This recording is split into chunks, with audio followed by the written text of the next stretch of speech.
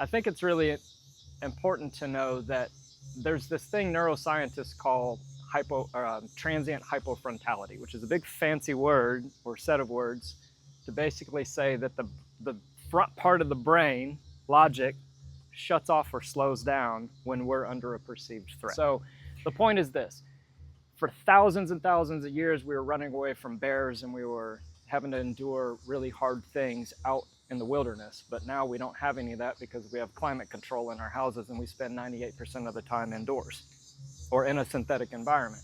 But we still have hard things. We still have bears chasing us, their demands, their relationship issues, their work demands, their financial stress, their school issues and friends and all that sort of stuff that are constantly attacking us, that can slow down our thinking, cause us to have that hypofrontality, that transient hypofrontality. And so here's how I want to break that down real quick.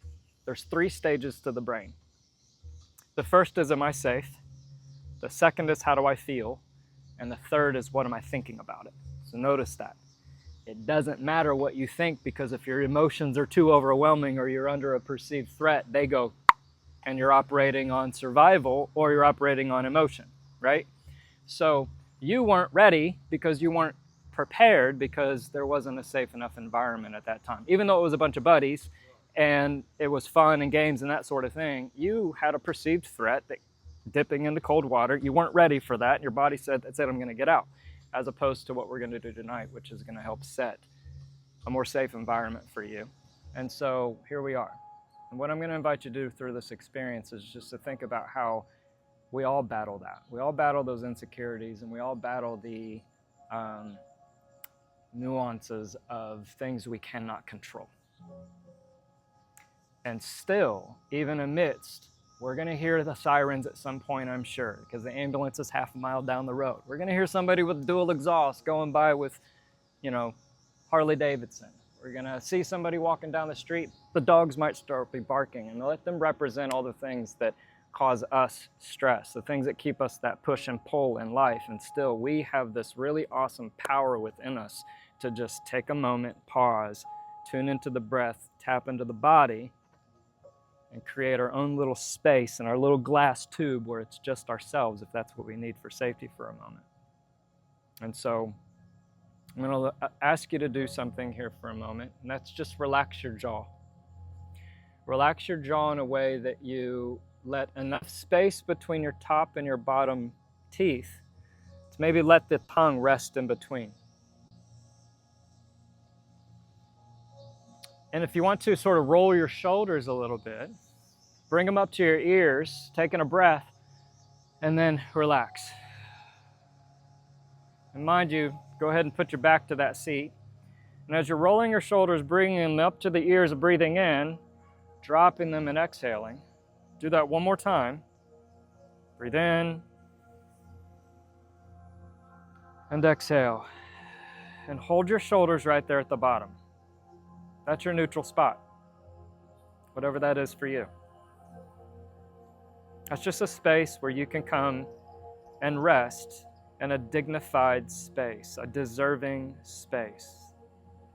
One in this moment that you get to take and honor the fact that you're here, despite all the reasons that maybe you didn't or wouldn't have come. All the reasons that kept everybody else from not coming. You're here in this moment. And I don't mean in that even just here. I mean like specifically even alive here, right now. All the things that had to happen. And with this life's battle of pushing and pulling and the clamor of doubts and hurts and stress and pressures and all that sort of thing, I think it's just a really awesome moment for us collectively to just honor the fact that we're here in community, even though we're not people that hang out all the time, right? We're all just basically strangers coming together to do something that has been practiced for thousands of years. And in that way, we're joining a collection of so many other people for thousands of years. And we're doing it right now and right here. Just to put that in perspective. Remember what I said about breathing? We want to breathe into the ribs and then up to the chest. So go ahead and exhale. Take a breath in, into the ribs, upward to the chest, crest at the tip top, and exhale. All the way down to the bottom, we're lengthening it, and then we turn back around and breathe back in to the ribs, to the back, upward wave to the chest, tip top of the breath, cresting over, and exhale. And we'll do that again as we breathe in, like an upward wave or filling a jug of water from the bottom to the top, and exhaling. For you to find your own rhythm as you're breathing in and you're exhaling and lengthening that exhale. And I'm going to give you some words to think about.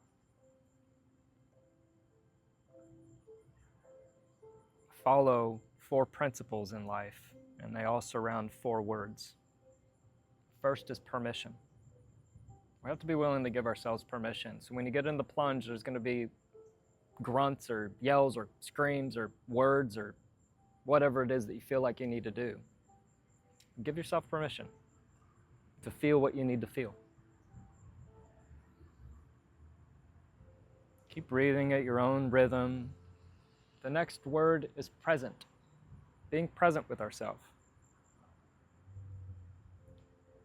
We're so used to getting caught up in the next thing and being stressed and moving on and all the pressures that we fail to just be present. Which then brings me to the third word, which is protection. Because we fail to be being present, we fail to protect ourselves. So this is an invitation to give yourself permission, be present with yourself, and offer yourself protection as we collectively offer each other protection. And ultimately, the fourth word is peace.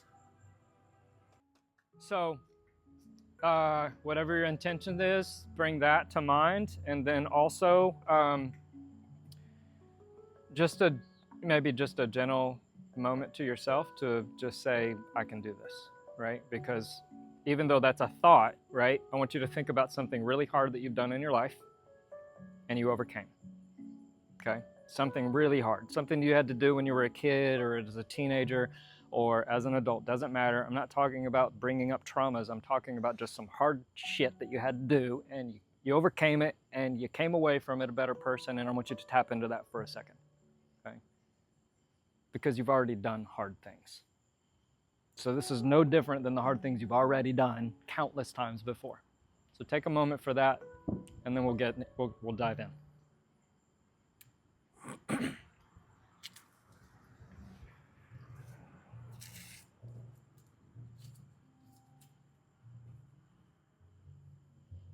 And when you're ready, no hesitation. There it is, all the way to the shoulders. You got this. You got this. There it is. Yep. Yep. Find that breath. Find that breath. Find that breath.